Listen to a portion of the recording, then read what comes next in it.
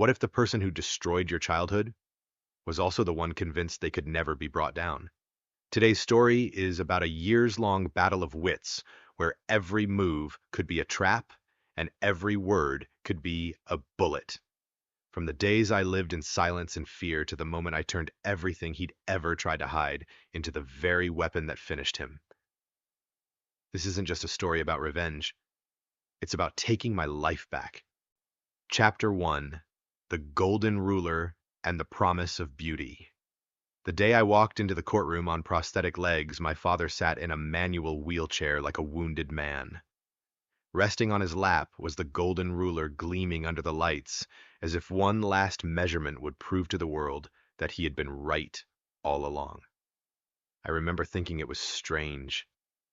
The truly disabled were standing while the man who chose the wheelchair insisted on lecturing everyone about beauty. From where I stood, the faint metallic sound of my prosthetic legs brushing against the floor pulled me back to mornings, long ago when another kind of metal touched my skin, the icy tip of the golden ruler against the soles of my feet. In my house, there was an unspoken law. Everyone knew the smaller a woman's feet, the higher her value. My father claimed his generation had preserved this kind of beauty for 100 years, and it was now his daughter's turn to inherit it. On the wall, he displayed a row of glass cases, each holding tiny embroidered shoes that looked like toys. My mother wore the smallest pair. Her feet were always hidden under silk, her swaying gait something my father called willowy grace. I called it what it really was, the way a person keeps balance when their bones have been forced to fold. When I turned 5, my father began measuring my feet every day with the golden ruler. He carefully recorded each mark in a notebook, his reading glasses sliding low on his nose to make sure the numbers were exact. 3 inches is golden lotus, he would say, like reciting scripture. My daughter will be the jewel of this family. I didn't really understand what jewel meant, only that when the ruler touched my skin, my father smiled if the number went down, and if it went up, there would be a long night with bandages, ointment, and a sharp crack I would never forget. The first night of foot binding began with a promise. Father said, "Just a little pain, and you'll be the most beautiful." He placed my small foot on his thigh, bent my toes under the sole, as if folding paper, then wrapped the cloth tightly. I remember the pungent smell of herbs, my mother sitting at the edge of the bed, staring out the window, her eyes avoiding mine. When I cried, my father rubbed fragrant oil on my forehead and said, "This is love." I didn't know love could break bones. My younger sister Ming was born a year later. By the time she was 6, father declared her feet too big. He raged as if someone had stained the glass case. Peasant feet can only marry peasants. He barked and summoned a woman who specialized in late corrections. She brought new strips of cloth soaked in an ancient herbal recipe, and her hands didn't tremble as she broke what had already hardened. Ming clutched my hand, her nails digging painfully into my skin. I whispered counts to 10 so she could breathe, and each time I slowed my counting, I knew another bone had been forced to bend. Father turned everything into a points game. He taped a chart to the back of the door, marking each millimeter lost as if it were an achievement. When the golden ruler showed we were closer to 3 inches, we had a good meal. When the numbers misbehaved, he said it was because the wrapping wasn't tight enough and the night would stretch longer. I learned to walk on my heels to hide heavy breaths, to smile when my father's friends visited and said she walks so gracefully. They told me I would be treasured, that someone would carry me across the courtyard when it rained. No one asked if I wanted to walk on my own. My mother was the example father loved to show off. In her youth, she had won several Lotus Walk contests. They hung her photograph on the wooden wall of the town hall silk dress, hugging her waist, her feet appearing to barely touch the ground. Father said men loved modesty. I noticed how she would sit still, for long stretches in the kitchen, her fingers rubbing the edge of her shoe as though scrubbing away an invisible stain. Sometimes her eyes grew wet, but when I looked, she turned away, pulling her hem to cover her feet more tightly. By 14, my feet were beautiful by father's standard. My toes had vanished under the sole, the arch curved like half a comb. Father called me his masterpiece. He polished my feet until they gleamed, brought out a pair of embroidered slippers no bigger than a fist, and told me to walk a few rounds before the judges arrived. I knew my roll knees, slightly bent body, swaying short steps, chin lifted just enough. I did it all, and the prize was mine. That night, Father added another compartment to the glass case, placing the trophy beside the shoes, murmuring Daddy's golden lotus. I only wanted to soak my feet, but soaking would soften the skin, and soft skin misbehaved too easily. Ming never made the cut. Her feet stopped at 4 inches, even after the late correction woman's work. Father looked at her the way one looks at a defective purchase.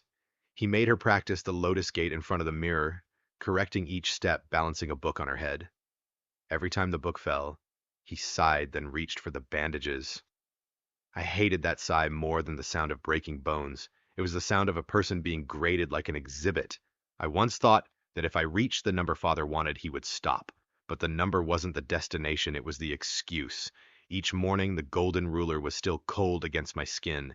Each night, the bandages still tightened. When my feet curled a little more, Father said we could dream of 2.5 inches a legend.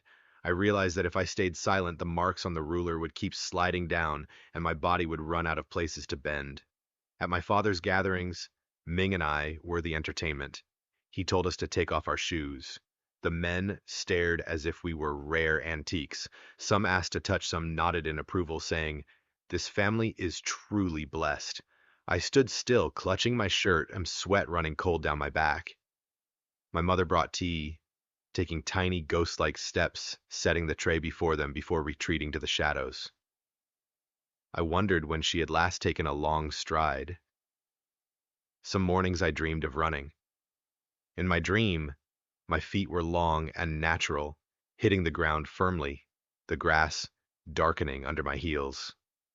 Waking up, I'd forget for a moment, placing my feet on the floor, out of old habit. Then a sharp pain would snap me back. Father, hearing my caught breath, would come and pick up the golden ruler and smile. "Let's measure a little earlier today." I nodded as always because resisting meant another layer of bandages. If you're waiting for a sign that something terrible is about to happen, it lies in the smallest details. The smell of antiseptic clinging to the cloth. The night I developed a fever, but was still made to practice my gait before bed, and a dark stain on the bandage. Father called the fragrance of beauty. I had memorized that phrase like a school lesson. I repeated it to myself whenever I stood before the mirror, practicing a smile that didn't wrinkle my eyes. I believed that if I smiled long enough, the pain would forget me. But pain forgets no one. It only waits for the right moment to tell the truth. And it spoke loudly on the day my family took me to yet another competition under bright lights and a packed audience clapping in their seats. I'll tell you about that day in the next chapter.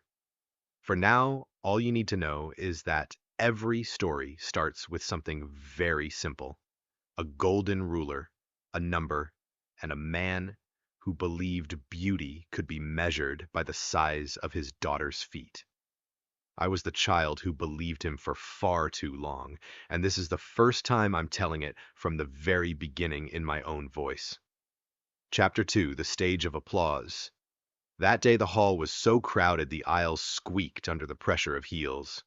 Father polished my feet like a man polishing a trophy, then slid on the tiny embroidered slippers and fastened a strip of red ribbon. He whispered in my ear, "Today you'll reach the legendary mark." I nodded, holding my breath, so my dress wouldn't tremble with each inhale. The smell of disinfectant from the backstage infirmary seeped through the powder on my skin, mixing with Father's scented oil, creating a strange, dizzying sensation. I thought it was just nerves. The lights came on. The MC spoke reverently about the ideal arch. Father signaled, and I stepped forward. Knees bent, chin lifted, shoulders relaxed, each step short and precise, perfectly timed as I had practiced. I heard soft gasps, saw a few men in the front row lean forward to get a better look. Father stood in the wings, holding the golden ruler, watching me like an artist stepping back to admire his painting. When it was time for the close presentation, the judges called me to the platform. They wanted to measure directly. A man in white gloves bent down, touching the ribbon. I held my breath for a long time, just as Father had taught lock the frame, so nothing shook. As the ribbon slid loose, the cool air on my damp skin made me shiver. The judge inhaled sharply, his brow furrowing, then swiftly pulled aside 2 more layers of bandages. I saw the darkened edge Father always called the fragrance of beauty, and I understood it wasn't the scent of flowers, but of a body rotting under wraps. "Wrap it back," Father said from behind me, his voice flat. The judge hesitated, glancing at the camera, then back at me. I tried to smile, but my chin felt as heavy as lead. The lights burned hot, the bright spots stretching into long streaks. When the golden ruler touched me, I felt nothing in my toes. There were no toes left to feel. Only a searing wave traveling from my heel up my calf. I heard someone murmur 2.5, and just before the hall erupted into applause, the world took a few steps back and went silent. I woke to colder lights and a stronger smell of medicine. This time there was no powder to hide behind. I heard someone counting things that had nothing to do with beauty, pulse, temperature, blood pressure. The bandages were cut 1 loop at a time. I didn't dare look, but my eyes moved on their own. The damp fabric peeled away from my skin in jagged edges. A nurse let out a quiet "oh" before biting her lip into silence. The doctor said, "blood poisoning, sepsis prep for surgery." I only managed to grab someone's sleeve and ask something absurd. Is it because I didn't walk beautifully enough? Father burst into view the moment the bandages came off, golden ruler still in hand. "Don't cut," he said. "It's just the wrapping was wrong. I've studied this." The doctor looked at him as though staring at a brick wall. Father rifled through his bag, pulling out embroidered shoe catalogs, cloth strips soaked in ancient remedies. He explained how to mask the smell with mugwort and flowers. When he lifted the ruler to measure the parts still usable, security finally stepped in. I heard scuffling and a woman's low voice, "You're in a hospital, not a fairground." The surgery took less time than one of my lotus walk routines. When I woke, my legs felt weightless in the most literal sense. No more feet to set on the ground. Where the sharp ache had once been constant, there was now a cleanly wrapped absence.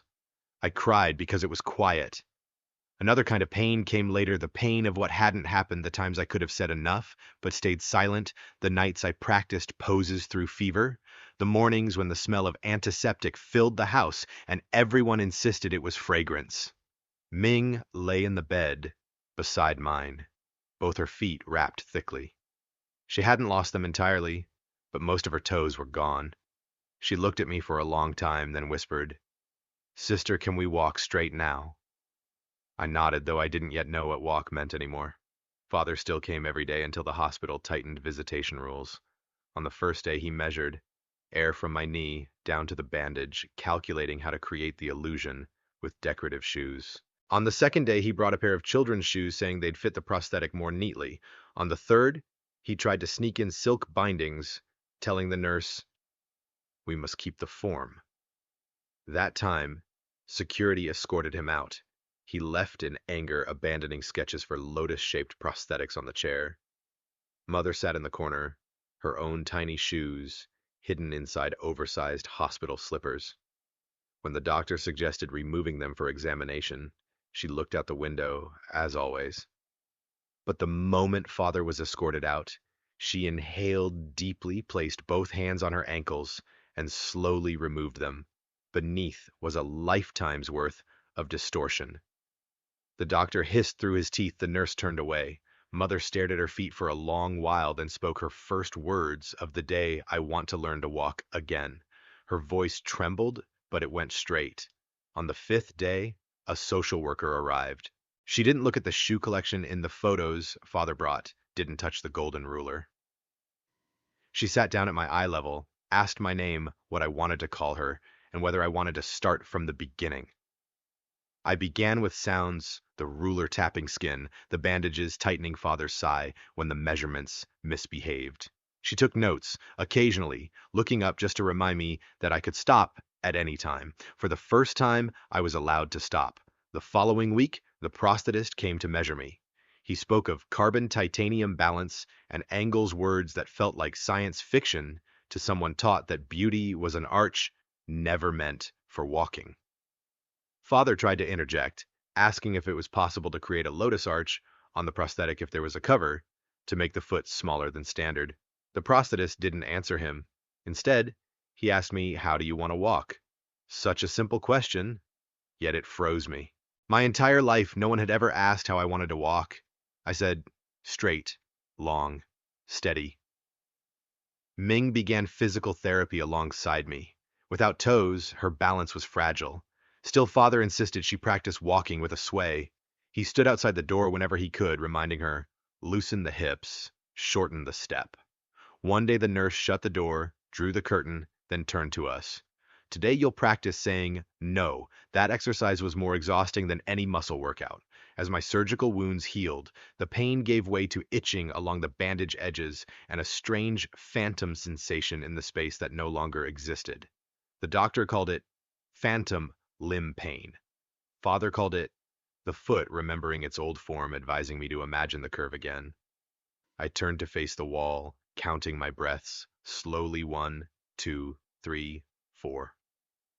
Not to keep my posture, but to keep myself. The hospital posted a new visitation policy. Each of Father's visits had to be supervised. On the first day it took effect, he showed up with a photographer.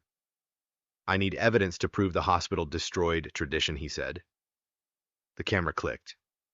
I stared into the black circle of the lens and thought of all the times I had stood before crowds, hiding my feet beneath silk.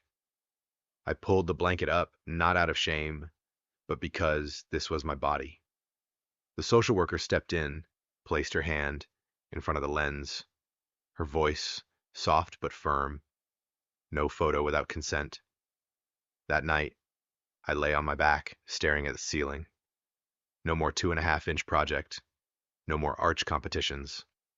Above me now were white ceiling tiles, flickering fluorescent lights, and the distant rattle of a metal cart. Somewhere out there, a new day waited with exercises to stand on legs that had never known me. I didn't yet know how many times I'd fail, how many times I'd fall, or how many more speeches about heritage I'd have to endure. I only knew one thing: next time someone asked me how I wanted to walk, I'd have an answer. This chapter ends here at the moment I placed my hands on the bed rail and lifted myself for the first time since surgery. Father wasn't in the room. The golden ruler wasn't in sight. No one was counting millimeters. There was only me, Ming, practicing her breathing in the bed beside mine, Mother tying the large laces on her shoes, like fastening a new thread of life, and one question hanging in the air. Tomorrow, where do we step? I thought forward, even if slow, even if clumsy, forward. Chapter 3. Learning to stand. Tall and say no. The first standing exercise began with a question that felt like a final exam. "Whose hand do you want to hold?" I looked around. Mother was tying the laces on her oversized shoes. Ming was biting her lip as she watched me, and the technician was holding the sleek black carbon frame. I said, "No one's, but if I fall, please catch me." The room fell silent for half a second, then everyone inched half a step closer, a quiet, invisible safety ring. When the socket clamped snugly onto what was left of my leg, a cold rush ran up the bone. I imagined planting myself into the shape of a vertical line, not for anyone to admire, but for me. The first time my knees bent out of old habit, my body leaned to one side, that willowy sway rising like an automatic reflex. The physical therapist gently reminded me, allow yourself to be straight. The word straight felt like some ancient luxury. I tried again. Not graceful, but straight. That afternoon, the social worker came back. She carried a thick folder treatment history photos of the infection nurse's reports about the time father brought bindings into the room, even the security log from when he was escorted out. We'll apply for an emergency protection order, she said. Your part is to tell it exactly and completely. You don't have to be brave, just be honest. I nodded. Honesty was harder than I expected because for years I had disguised sobs as laughter. Father's visiting hours were restricted, but he knew how to slip in between shifts. The next day, he stood at the door with a box of ivory-colored children's shoes. They'll make the prosthetic look neater, he said. I turned away. I'm not covering them. He looked startled as if I'd cursed. Women should be modest. I replied, women should be whole. I'm whole in a different way now. He gave a short, bitter laugh, looking suddenly older. He didn't know how to answer this new definition of whole. Mother began changing her habits. She started practicing in white athletic sneakers, the kind she once called men's shoes. Her first step was as shaky as a loose thread, but by the third day, her back had straightened by a notch. It hurts, but it's pain that's leaving, she said. I saw the sweat on her forehead and felt a weight lift from my chest. For the first time in my life, I saw her describe pain in the present tense. Ming learned how to balance without toes. She fell like rain forward, backward, sideways, and bounced back up like a spring. Father watched through the window, jotting things down like a coach. On days he was blocked from entering, he slid a sheet of paper under the door, a diagram for retraining the lotus walk. Ming picked it up, glanced at it, and tore it into scraps until nothing remained but paper dust. She looked at me. I don't want to sway anymore. I said, then we walk, steady. At night, I couldn't sleep because of the itching at the bandage edges and the mix of footsteps and rolling beds outside the hall. I lay counting breaths, remembering nights spent locking the frame in practice. Just as I was drifting off, my phone buzzed a text from the social worker. Tomorrow, someone from the court will come to hear you speak. I reread the word, hear. My whole life, before we were only meant to watch how women walked, how men measured, tomorrow someone would listen. The woman from the court sat on a plastic chair, set her pen aside, and clasped her hands as if in prayer. Start wherever you want, she said. I began with the golden ruler, why it was called golden, why it measured love. I told her about the bandages that began to smell, about the herbal recipes, about the time Ming gripped my hand until it bled. I stopped at the part where the bandage turned wet. She nodded, didn't ask to see, didn't push me forward. Enough, she said. And in those two words, I heard a door close on the past and open to the present. News about us spread through the family, faster than antibiotics through blood. Elder aunts and uncles sent letters scolding us. Modern girls are unfilial. Younger cousins quietly messaged to ask if walking on prosthetics hurt. A distant aunt came to visit, wearing wide flats over her misshapen feet. Silently, she pulled her socks down, just a glance, no display. I nearly died from infection, she whispered, eyes fixed on the floor. Back then, everyone said I was beautiful. Beautiful enough to keep me silent. Then she looked straight at me for the first time. You speak up. Father didn't stop handing out flyers about preserving culture. He wielded tradition like a talisman. The hospital posted another paper on our door, no entry without invitation, short sentence but a thick wall. The next day he tried slipping past by hiring a photographer to document the botched treatment that destroyed tradition. The security guard blocked the way, saying calmly, "What kind of tradition ends with amputation?" This time, Father was silent, but his eyes promised there would be another try. In therapy, we learned another skill that seemed simple, saying no without apologizing. At first, my no always came with padding. I'm sorry, but I understand you mean maybe we could. The therapist smiled. Try cutting the cushioning. I trained it like a core muscle tight from within. No. My voice sounded different, less shaky, not trailing off at the end. The prosthetic technician brought the first test model. He offered me a choice of cover colors. I looked over a palette full of floral designs. In the past, I would have picked silk patterns, willow branches. That day, I chose a plain, dark shade that would show dirt easily.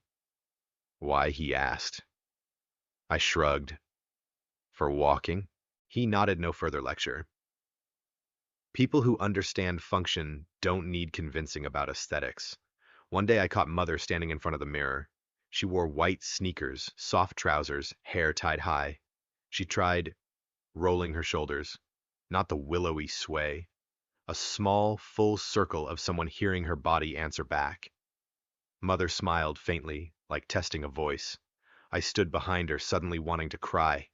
Not out of pity, but relief. We had begun to have moments that had nothing to do with him. Father was still keeping records somewhere, we heard. He was gathering evidence for court photos of me, walking awkwardly, photos of Ming, falling photos of Mother in men's shoes. The social worker winked. Let him tell his story. We have a different one. Ours had graphs of increasing stride length, decreasing falls, longer time standing unaided. I liked these numbers far more than the marks on the golden ruler. The night before the prosecutor meeting, I opened my phone to scroll through old photos. I saw myself on stage, smiling with empty eyes, red slippers like candy drops. I hit delete, not to erase the past, but to make space for new images, scuffed black carbon legs. Ming laughing loudly for balancing 5 seconds, Mother holding a shoebox and asking, shall we throw it out? I nodded. The empty box landed in the trash with a soft sound, smaller than the ruler tapping skin, but echoing longer in my head. The next morning, when we pushed open the therapy room door, someone had left a small bouquet on the chair. Wildflowers, nameless, no card. The security guard shrugged, didn't claim them. I picked them up, thinking about things that are beautiful, without being measured. Thinking about a day not far off when people would speak of us using verbs, not sizes walk, run jump, laugh. At the end of the session, the social worker handed me a schedule. The preliminary court date was set. It will be hard, she said, but you won't walk in alone. I looked around, Mother tying her laces, Ming shaking hands with the technician, a nurse slipping an extra pack of tissues into my pocket, the way Mother used to on my first school days. I remembered the question that had started my first session. Whose hand do you want to hold? My answer was different. Now I want to stand on my own. But knowing people are standing around me. That night, I placed my prosthetics beside the bed, like 2 books I was still reading. I touched the rough surface, feeling my palm warm. I whispered something I'd made up, part prayer, part scheduled tomorrow, stand tall. The next day, take a long step. The day after, say no without apology. In the corner, Mother's white sneakers leaned against the wall, extra laces hanging down like a semicolon. We weren't finished yet, but we had stopped breaking lines to the rhythm of a golden ruler. And for the first time, I believed I could write the rest of this story in my own stride. Chapter 4, the day we stepped outside. That morning, the sky was a heavy gray. The clouds hanging so low they seemed ready to press against the hospital roof. The air was damp and cold, but when I slid open the door to the therapy room, what I felt was a thin ribbon of warmth from the new plastic scent of my prosthetic legs and the low hum of people getting ready. Ming was already standing in the corner, wearing a brand new pair of sneakers, laces tied neatly. She didn't look at me, but the tight press of her lips told me she was holding herself steady with every ounce of willpower. Mother was fastening her hair tie, her eyes no longer avoiding the mirror the way they used to. I realized this wasn't just my day to step outside. It was for all 3 of us. The technician locked the final clasp, then said, "It's cold out. But the road is dry. There's a slight slope, nothing too difficult." I gave a small wry smile. For them, it was just a slight slope. For me, it was the same incline I had been dragged down years ago, step by forced step under Father's scrutinizing gaze. When the hospital doors swung open, the first gust of wind hit me, making me wobble slightly. I took a deep breath, catching the scent of road dust mixed with the warm smell of pastries from the bakery across the street. My prosthetic foot struck the pavement with a dry clack. Strangely, that sound made me feel truly present. Ming walked to my left, Mother to my right. No one spoke, but we walked closer together than we needed to. Ahead, a few passersby glanced over curiosity tinged with a hint of pity. I didn't want to hide anymore. This time I met their eyes. Halfway down, a voice called out from behind Daughter. I knew instantly who it was. Father's voice, hoarse yet unmistakable, like a rope pulling me backward into the past. He hurried toward us holding a cloth bag. I brought herbal medicine. It will help you heal faster. I stopped walking but didn't move toward him. Mother placed a gentle hand on my shoulder, not to pull, just to remind me you have the right to choose. I looked him straight in the eye. I don't need it. He frowned as though I had just refused a divine blessing. You're forgetting your roots. I replied, my voice calm but firm. I'm keeping my part of them. He stood still for a few seconds, then turned and walked away without another word. I didn't know if he was angry, disappointed, or planning his next move, but for the first time I wasn't afraid as I watched his back retreat. We kept going down the slope. Ming began counting softly under her breath. 1, 2, 3. Like a game. Mother laughed, clear and sharp, a sound so unfamiliar it felt like it had been sent back to her from somewhere far away. When we reached the small square in front of the hospital, I realized my new feet, had already adjusted to the uneven pavement. We stopped, took a deep breath, as if planting a milestone in the ground. From a distance, the social worker waved, holding an envelope, the court summons for the preliminary hearing. She said, "It's time. And remember, no one can force you to walk to a rhythm you didn't choose." That night, I sat by the window watching streetlights smear across the rain-damp asphalt. I thought about all the years of corrected gait and realized, today, for the first time in my life, I had walked on my own road in my own stride. And if tomorrow the wind hit my face again, I wouldn't bow my head. I'd let it pass over me just so I could feel it and know I was still alive, still moving forward. Chapter 5. The Preliminary Hearing. The courtroom wasn't at all like the ones I'd seen in movies. There were no gleaming wooden panels or lofty ceilings. Here the walls were painted a pale yellow, chipped in spots, and the cold white glare of fluorescent lights fell on rows of worn wooden benches. The air was thick with the smell of paperwork and stale coffee. I sat in the middle row, Ming on one side, Mother on the other. None of us spoke, but from time to time we squeezed each other's hands, a silent reminder that we were still on the same side. Across the aisle, my father sat beside his lawyer. He wore a black suit, his hair neatly combed, his expression unreadable. But his eyes, they were the same eyes that once forced me to circle the yard in the rain to meet the quota. The judge, a silver-haired woman with razor-sharp eyes, entered. She scanned the room before opening a thick file. The rustle of papers sounded like the ticking of a clock, marking the moment before something was about to change. Father's lawyer rose first. He spoke about family tradition, strict discipline, and good intentions. His voice was steady, almost lulling, as if meant to coax everyone into a daze. But I caught every word, and I saw exactly how they were repainting the past to turn the victim into an ungrateful child.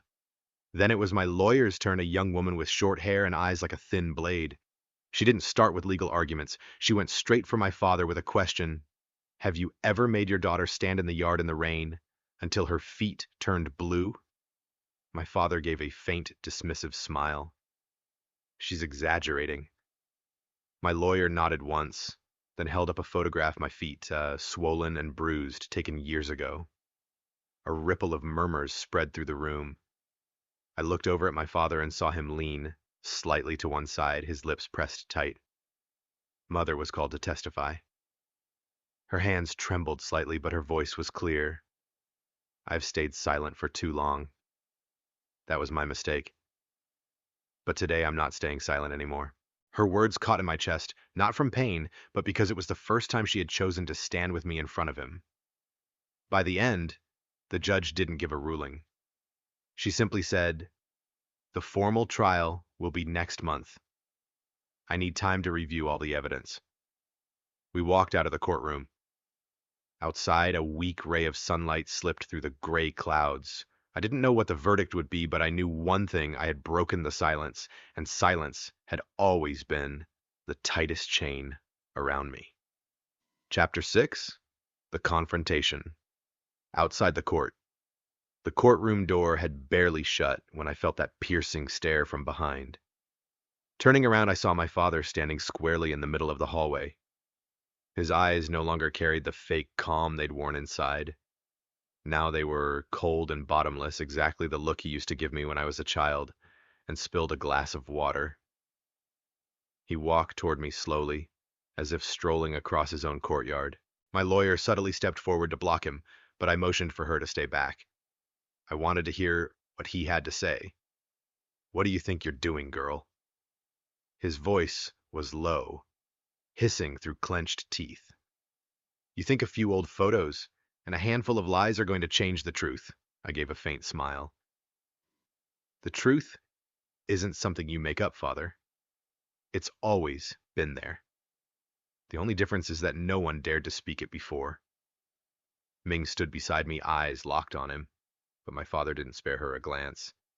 He leaned in so close only I could hear. "You have no idea who you're playing with. There are things that if they come out will drag your whole family through the mud." I answered immediately, my voice low but steady. "Mud, I've lived in mud my entire childhood." His brow tightened, but before he could react, a figure appeared at the far end of the hall. I recognized her instantly, and our old neighbor, the one who used to look after me when Mother worked night shifts. She approached, holding a large envelope. "I think you'll need this," she said, handing it to me. Her voice trembled, but her gaze was unwavering. Inside were old photographs, handwritten notes, and a copied cassette tape recording. I recognized my father's voice, ordering berating, and then a sentence I had never forgotten: "Leave her out there. The rain will teach her obedience." My heart pounded. This wasn't just evidence. This was my past, what he had tried to bury. My father's face changed the moment he realized who Mrs. Ann was, but this time no words came. My lawyer arrived just in time, guiding Ming and me away, leaving him frozen in the hallway. I knew from that second on, the balance of power had begun to tip, and he knew it, too. Chapter 7: The Closed Door Meeting. That afternoon, we sat in a small room on the third floor of my lawyer's office. A dim amber light spilled over the wooden table, and in the center sat the envelope Mrs. Ann had given me. No one spoke right away, only the pounding of my heartbeat and the rhythmic tap of Ming's fingers on the tabletop filled the air. My lawyer, Han, slid the envelope closer, carefully laying out each item inside. Photographs, handwritten notes, and finally, an old black cassette tape. She set it gently into the player and pressed play. My father's voice filled the room unmistakable. That commanding, disdainful tone, as if every word he spoke was law. "She needs to learn to withstand the cold. Let her cry. The more she cries, the longer she stays out." My hands clenched into fists. Ming reached over, resting her hand on my shoulder, giving it a small, firm squeeze. Han stopped the tape, her eyes lighting up in the way I'd come to recognize she'd just seen a winning card.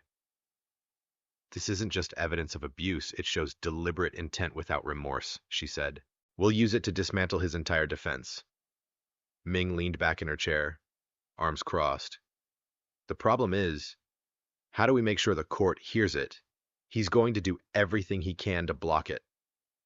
Han nodded. I'll submit it alongside the notes and photos as a linked chain of evidence. Once the tape is authenticated, every denial he makes will collapse. I stayed silent, but another thought had already formed in my mind. We're not just using it in court. We need the public. If the whole city knows who my father really is, he won't have anywhere left to hide. Ming gave me a conspiratorial smile. I know a reporter at the local paper. One phone call and this story hits the front page. Han frowned slightly. I'm not against it, but we'll have to be strategic. One wrong move, and he'll spin it into defamation and counterattack. I leaned back in my chair, staring at the pile of evidence in front of me. I'd lost my entire childhood to silence. This time I wasn't going to be silent. We'll do both, I said. The court will hear it, and everyone out there will hear it too. The air in the room grew heavier, not with fear this time, but with the scent of resolve. Chapter 8. The Call in the Night. That night I lay in bed, staring up at the ceiling. Plans spun in my head like a windmill court strategies media outreach, every move we'd talked about in that cramped office. Ming had already gone home, but her warmth still lingered on the sofa cushion. I was slipping into that hazy space between waking and sleep when the phone rang. Unknown number, no name. I hesitated for a few seconds, then answered. Hello? A low, raspy male voice, strangled as if by years of cigarettes, came through. If you know what's good for you, you'll stop. I frowned, sitting up straight. Who is this? Doesn't matter. What matters is you're playing a game you won't win. I laughed, but the sound came out bitter. Did he send you? My father. A long silence. Then the voice spoke again, slow and deliberate. Keep going, and I guarantee you'll regret it. The line went dead. I sat there, phone still in hand, hearing my own heartbeat thud hard in my ears. I thought I'd grown used to fear, that after years living under the same roof as my father, nothing could make me tremble anymore. But this threat, it wasn't like his bursts of anger. It was colder, calculated. The next morning I told Ming and Han. Ming immediately wanted to call the police, but I shook my head. There's no proof, just a phone call. They won't do anything. Han braced her hands on the table, her eyes sharp. Then it's a sign. He's rattled. And when someone like him gets scared, it means we're hitting the right spot. I looked at both of them and nodded. Then we don't stop. We make it even bigger. Outside, the wind howled through the window cracks. This time I didn't shiver. All I felt was that I was walking closer to the moment everything would end on my terms. Chapter 9. The First Article. 3 days after the threatening phone call, it appeared. I was making coffee when Ming burst in, clutching a folded newspaper, her face caught between alarm and excitement. It's on the front page. I wiped my hands and took the paper from her. The headline sprawled across the top in bold letters. Former officer, model father, or abuser. The article began with a few lines about my father's honorable past, a former military officer, medal recipient, a role model in the neighborhood. But paragraph by paragraph, it peeled away that polished facade, exposing the stories buried beneath neighbors who had heard the screaming bruises on me and my brother explained away as accidents, threats overheard and secretly recorded. There was even a small section quoting Mrs. Ann. My heart pounded as I read, he always knew how to act kind in front of others, but when the doors closed, he was a different man. I saw it with my own eyes. I knew my father had read it. I could picture him at the dining table, eyes locked on the words, his face flushing red, fingers crushing the paper until it wrinkled in his grip. My phone wouldn't stop buzzing, texts, emails, interview requests. A local journalist wanted to meet me to hear the story from the witness herself. Ming shot me a look. Golden opportunity. Han was more cautious. Just remember, once you step into the light, there's no going back.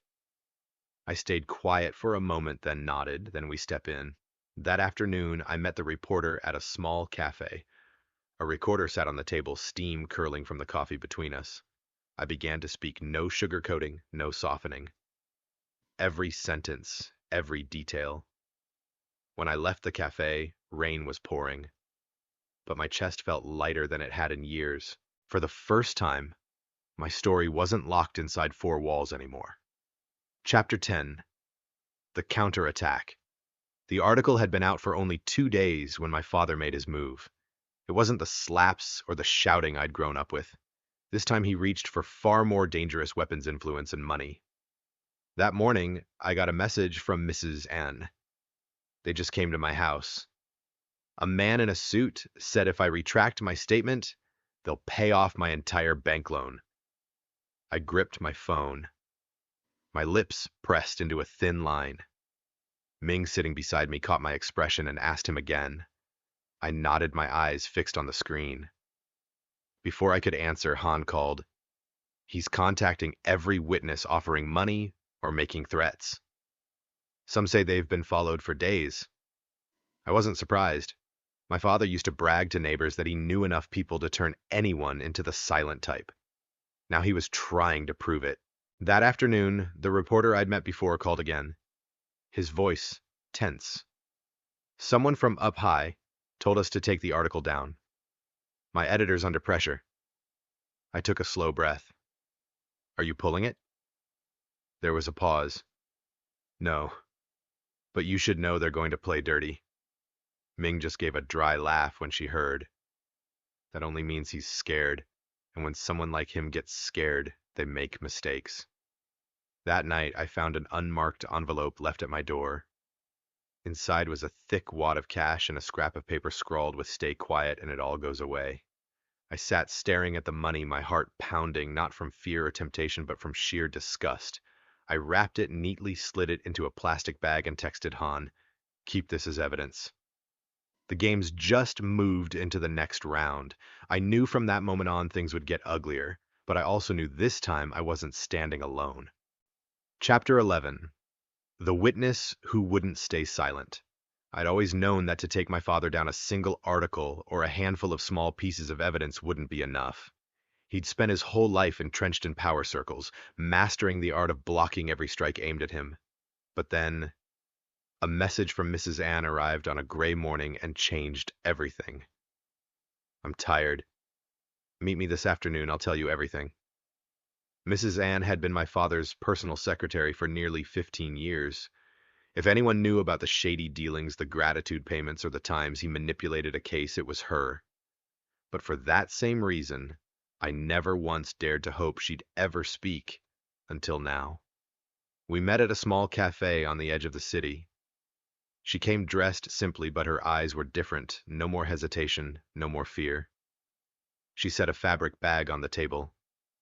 Inside were stacks of old notebooks, each page meticulously dated with amounts, names, and signatures. These are copies. The originals are with my lawyer, she said, her tone calm as she met my gaze. He thinks I'll die old with these secrets. No. I've carried this weight too long. Ming, sitting beside me, barely blinked. You know, once this goes public, he won't let you go unpunished, right?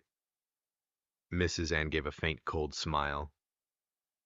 He once told me anyone who holds my secrets, I hold their life. But he forgot one thing. I've been ready to give up this life for a long time. We contacted the same reporter who had refused to pull the first article. When he saw the stack of notebooks, he only said one thing. This time, no one can force me to take it down. That afternoon, an urgent headline blazed across the front page. Former secretary accuses NTK of bribery and case manipulation. Beneath it were photos of every signature and a detailed ledger of each payment. My phone buzzed, nonstop messages, calls, threats. But all I felt was one thing. For the first time, my father was no longer untouchable. Chapter 12. A Desperate Counterstrike. The news spread like wildfire. The whole city was talking. People who had once feared my father were now beginning to question him.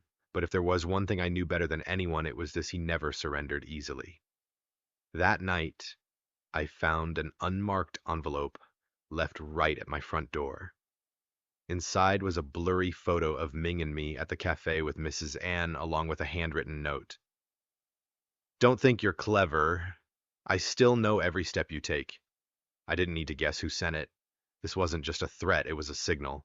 He was preparing to hit back. And sure enough, the next morning, online news sites lit up with insider sources claiming Mrs. An was under investigation for embezzling company funds. Comment sections swelled with speculation about her motives.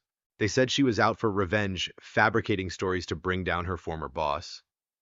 Ming quickly traced the origin of the rumor.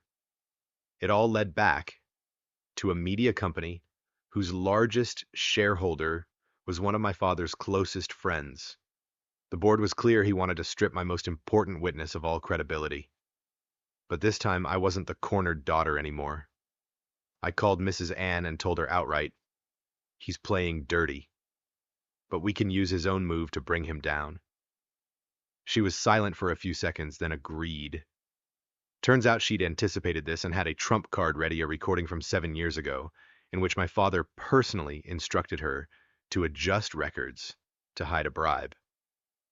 The voice, the laughter, even the sound of his pen clicking as he signed every detail was unmistakably his. We released the recording online along with scanned copies of the original notebooks this time, bypassing any newsroom entirely. Within hours, the clip had millions of views. More importantly, it obliterated the embezzlement narrative. That evening, I heard my father had closed his office, canceled all appointments, and vanished from public view. But I knew him well. He never lost. Quietly. The real storm was still ahead. Chapter 13. The Final Move and the Fall That Couldn't Be Recovered. From 3 days after Mrs. Ann's recording went viral, an odd kind of silence settled in. No more smear articles, no more threats left at my door, no sign of my father at meetings or public events, but I didn't relax. He was not the type to simply let go. Then one morning Ming called me in a rush. I just heard, he's hired one of the top law firms. He's preparing to sue you for defamation and disclosure of confidential information. I smiled a smile I never would have worn before. I'd already anticipated this move. More importantly, he had just triggered a bomb he didn't even know existed. My lawyer, Huang, had quietly been in contact with an international anti-corruption organization. They had been monitoring my father's activities for over a year, but lacked the direct evidence to close their case. His lawsuit, complete with all the attached paperwork, contracts, bank records, and even his appointment logs, was the key that unlocked the door. Less than 48 hours after he filed, investigators raided his office. They seized not only his computers, but froze every asset in his name and in the names of his closest associates. The media called it the most unexpected raid of the decade, but I knew there was nothing unexpected about it. It was a plan calculated down to the last step. When they escorted him out, his eyes met mine. For the last time, gone was the arrogance, the control. All that remained was emptiness. In the weeks that followed, he faced a cascade of charges: bribery, money laundering, abuse of power. Each accusation was another hammer strike on the coffin of a power he once believed untouchable. As for me, I didn't celebrate. I didn't pop champagne. I just went home, switched on the lights, and for the first time in years, felt the room truly belonged to me. No more anonymous calls. No more shadows outside the window. No more living with the feeling of a blade hovering over my neck.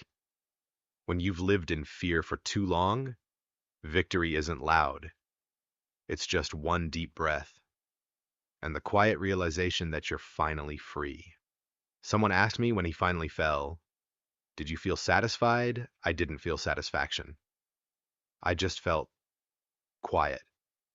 Because real victory isn't watching your enemy lose everything, it's knowing you'll never again hear his footsteps outside your door. If this story made you tense, yet strangely satisfied, share your thoughts. Because sometimes justice doesn't come from the courtroom.